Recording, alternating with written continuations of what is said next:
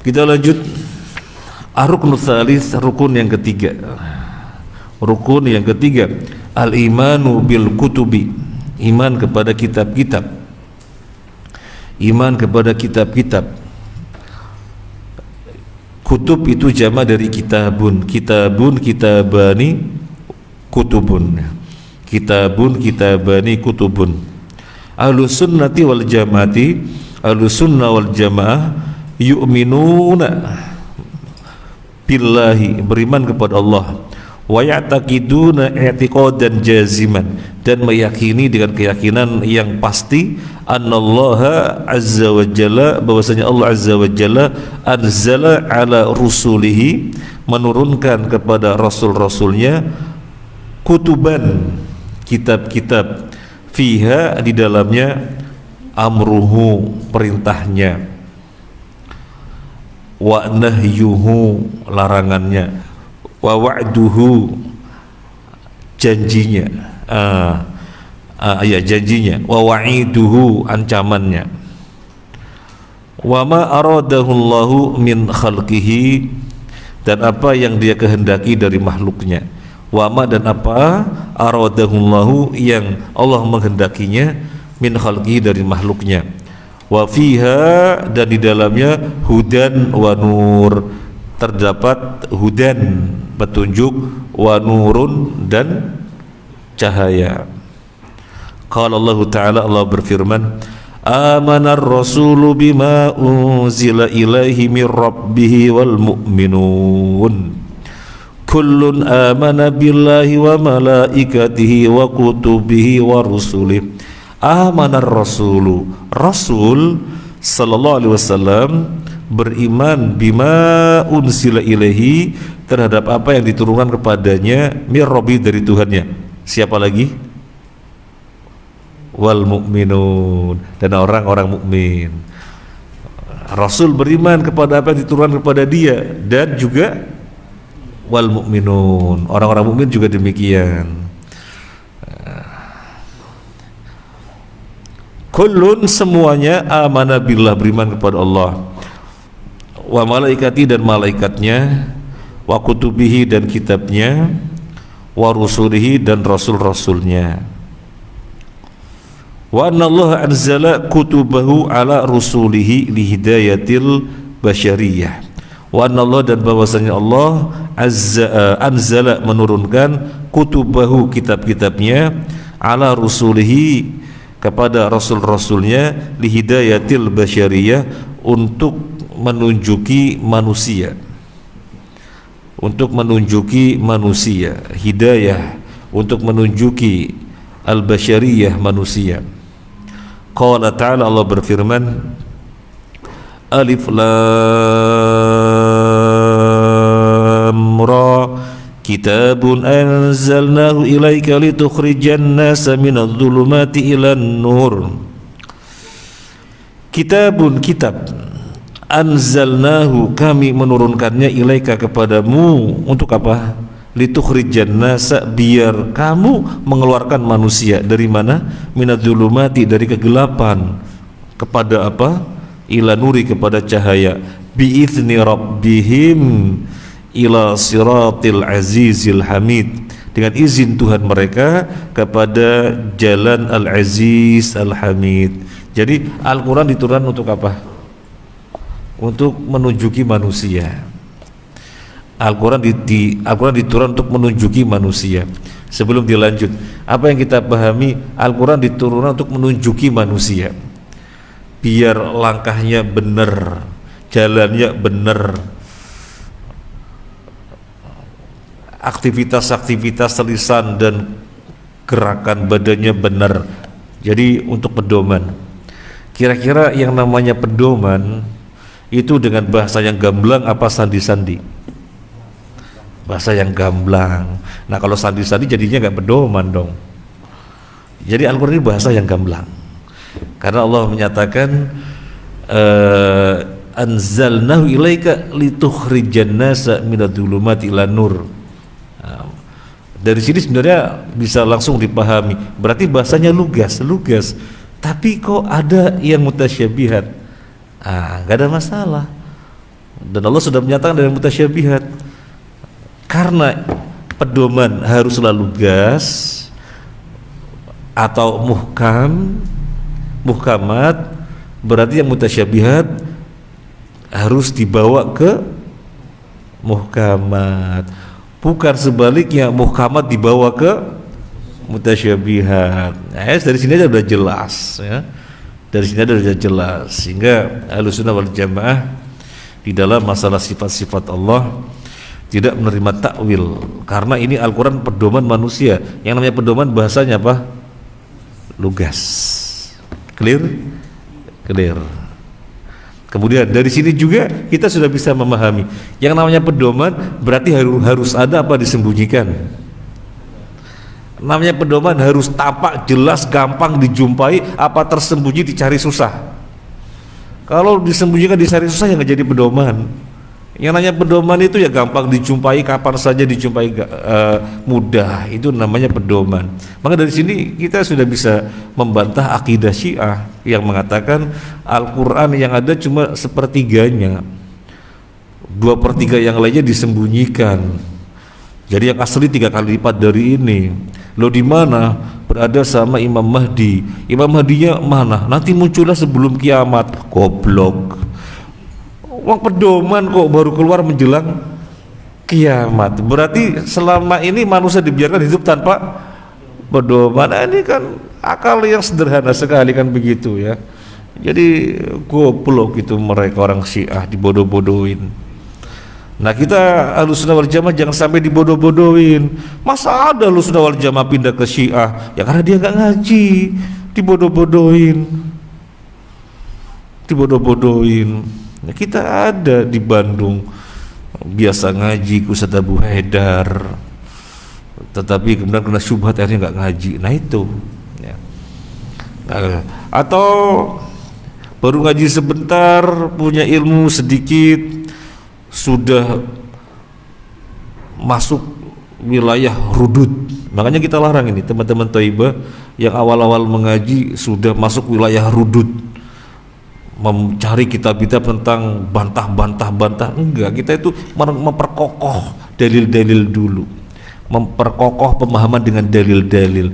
Wilayah rudud itu nanti. Nah, kalau belum apa-apa sudah membaca yang syubhat-syubhat, kacau ya. Nah, kembali bahwasanya Al-Quran ini pedoman, maka bahasanya lugas. Kita lanjut. Wadhil kutub, dan kitab-kitab ini yaitu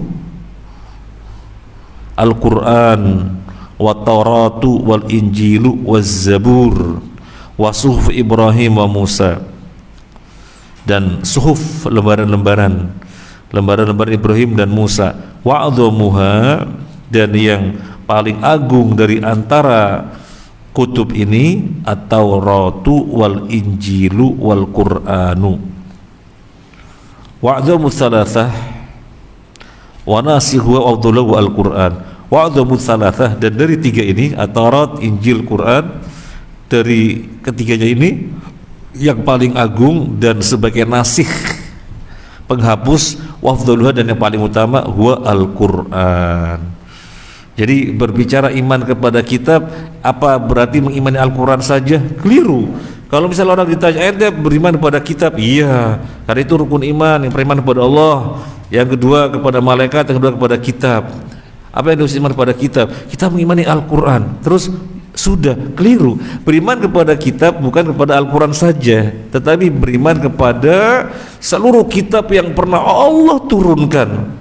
Terus penjelasannya bagaimana? Iya, Al-Qur'annya kita pelajari, kita imani secara rinci, yang lainnya kita global. Yang jelas kita harus meyakini Allah menurunkan kitab-kitab.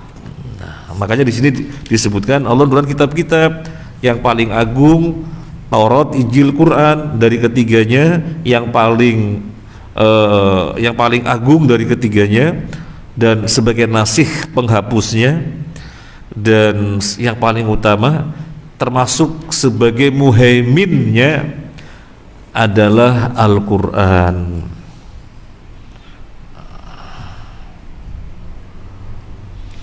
Dan sebagai muhaimin, Al-Quran sebagai muhaimin kitab-kitab yang ada. Apa maksudnya muhaimin? Apa maksudnya muhaimin?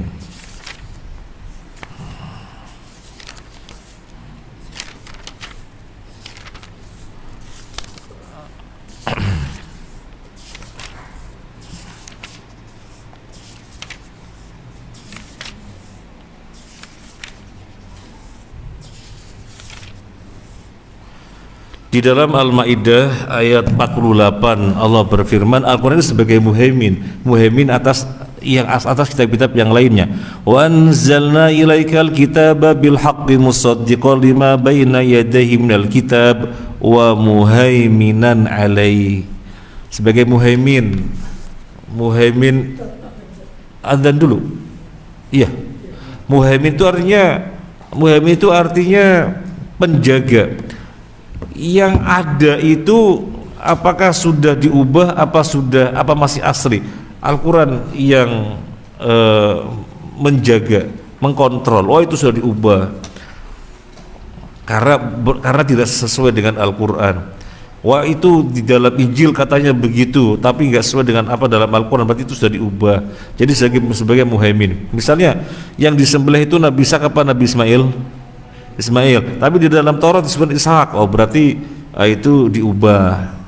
Wa indama anzalallahu al-kutuba, wa indama, dan ketika anzalallahu, Allah menurunkan al-kutuba, kitab-kitab, adal Qur'ani atau adal Qur'ana, selain Al-Quran, lam yatakaffal bihifdhiha, dia tidak menjamin penjagaannya. Bal ustuhfidhu 'alaiha al-ahbar warabbaniyun, tetapi diminta menjaganya atas kitab-kitab tersebut al-ahbar warabbaniyun. Al-ahbar para pendeta, ulama-ulamanya ahli kitab namanya ahbar. Warabbaniyun, dan para orang-orang rabbani. Lakinnahum lam yuhafidhu 'alaiha, tetapi mereka tidak menjaganya. Wa ma ra'auha haqqa ri'ayatiha, dan tidak memperhatikannya dengan sebenar-benarnya perhatian. Fa hasala fiha taghyirun wa tabdilun, maka terjadilah fahasala, hasil, sudah jadi bahasa Indonesia ya. Fahasala, hasil.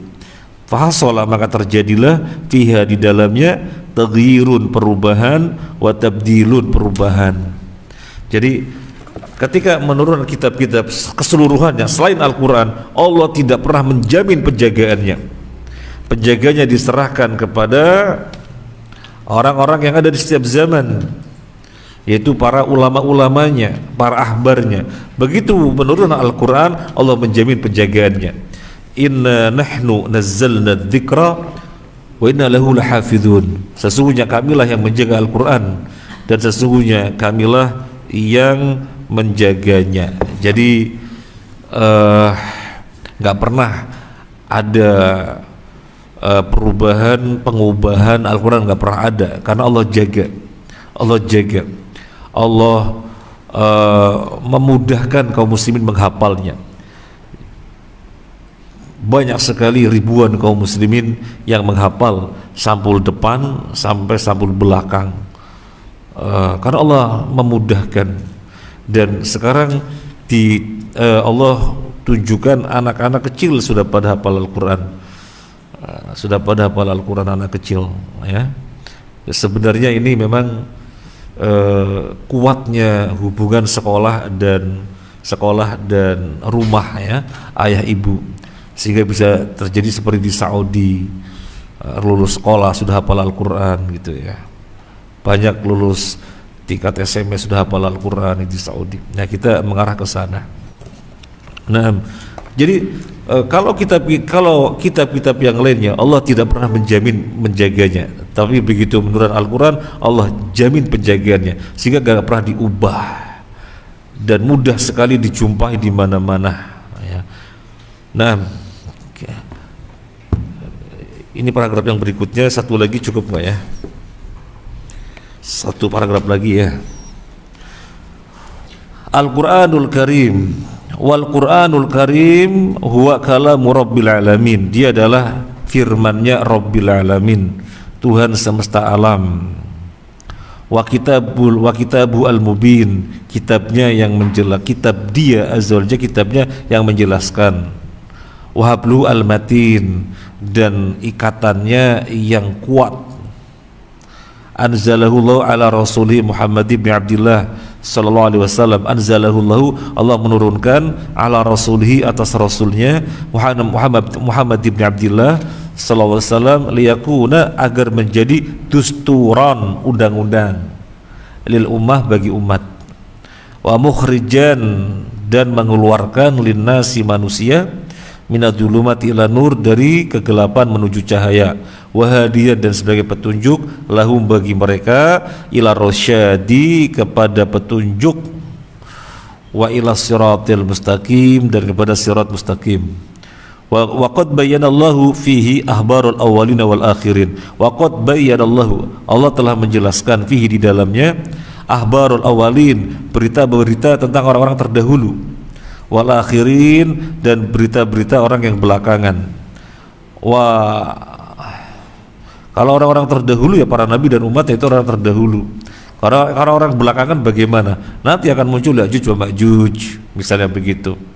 Nanti orang-orang ketika hari kiamat melihat matahari terbit dari barat. Jadi berita-berita terdahulu dan belakangan. Wa khalqas samawati wal ardin, dan tentang penciptaan langit dan bumi. Wa fasla fihi al halal wal harama, dan perincian di dalamnya tentang halal haram. Wa usul al adab wal akhlaq, dan tentang pokok-pokok adab dan akhlak. Pokok-pokok adab dan akhlak itu ada dalam satu ayat, kata Syekh Sa'di. Kata Syekh Sa'di, ada al-ayah al-jami'ah an husnil khuluq. Kata Syekh Sa'di, ada satu ayat dalam Al-Quran yang jami', menghimpun keseluruhan pembahasan akhlak. Itu surat Al-A'raf. Khudhil afwa wa'mur bil urfi wa'rid anil jahilin. Khudhil afwa, jadilah pemaaf. Wah, ini penjelasannya panjang. Kalau mau buka sendiri dalam As-Sa'di. As-Sa'di rahimahullah taala menjelaskan khudhil afwa, panjang. Wa'mur bil urfi, perintahkanlah kepada kebaikan. Wa'rid anil jahilin, gak usah direwes orang bodoh. Orang bodoh perilakunya, tindak tanduknya, ucapannya nyebelin, bikin bukannya solutif tapi malah runyam, gak usah direwes. Nah, itu. Jadi ada tiga hal yang merupakan pokok di dalam bicara masalah akhlak. Yang pertama, khudhil afwa. Yang kedua, wa'mur bil urfi. Yang ketiga, wa'arid anil jahilin. Pengertian khudhil afwa itu luar biasa. Luar biasa khudhil afwa, jadilah pemaaf. Termasuk jadi pemaaf di situ. Kita bergaul, kata Syekh Sa'di, tapi ini bahasa bebas, terjemah bebas.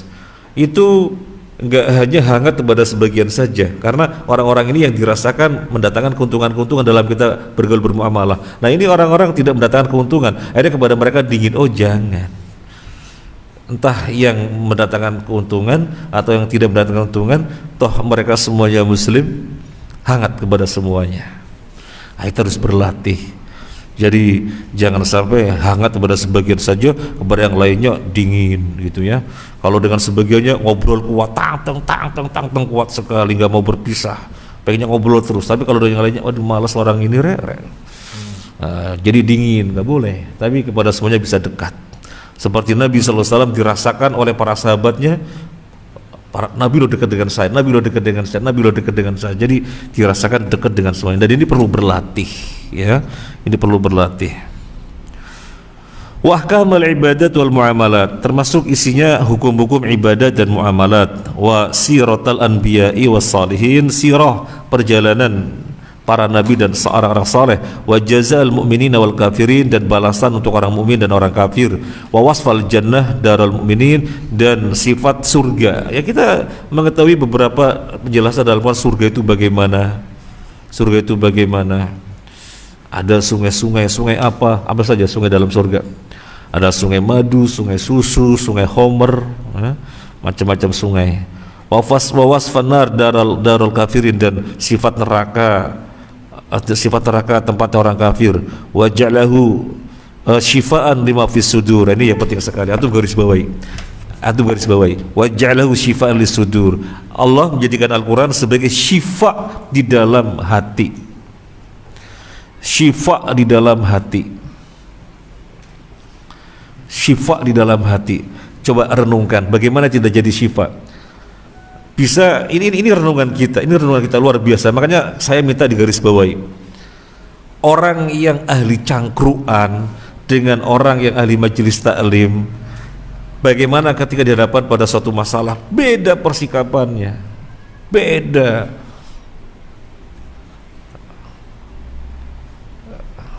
sekali. Cara ketawanya sudah berbeda.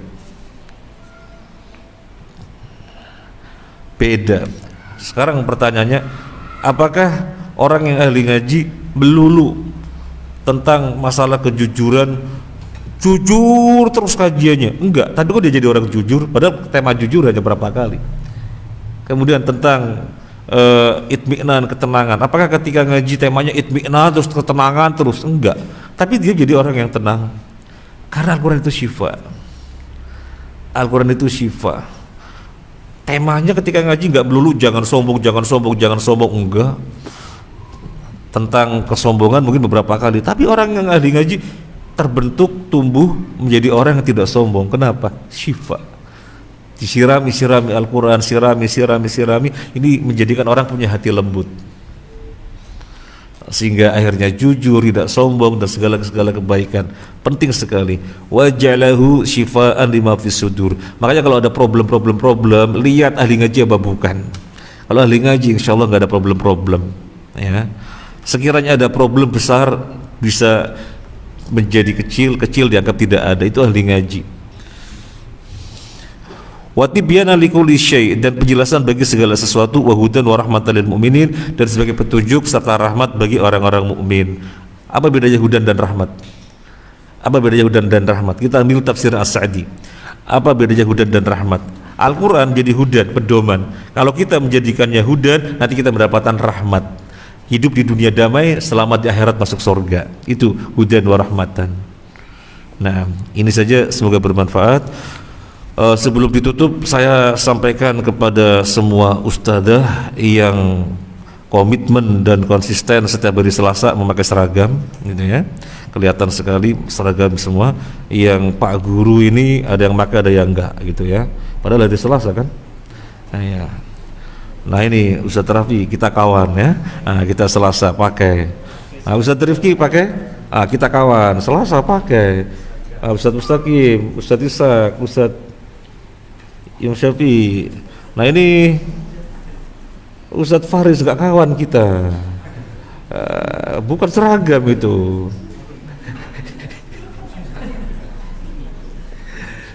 Terima kasih, ini saja. Semoga bermanfaat dan tetap semangat ngaji ya. Boleh bawa keluarga, dan kita sangat senang kalau bawa keluarga, bawa suaminya, bawa istrinya ya. Bawa suaminya, bawa istrinya, bawa anak-anaknya, bawa kita ngaji. Karena ini kitab yang sangat penting sekali. Ini baru membahas prinsip yang pertama, dan ada 11 prinsip yang kita harus paham betul biar kita tidak terombang-ambing di dalam beragama.